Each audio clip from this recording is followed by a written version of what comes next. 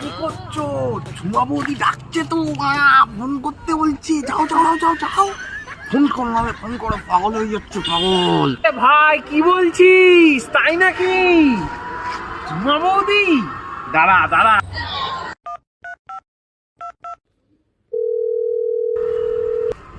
Hello, কে? ঝুমা বৌদি? হ্যাঁ, আমি তো তোমায় বিরাট ভালোবাসি। হ্যাঁ, আই লাভ ইউ ঝুমা বৌদি। ওরে, আমি ঝুমার স্বামী বলছি।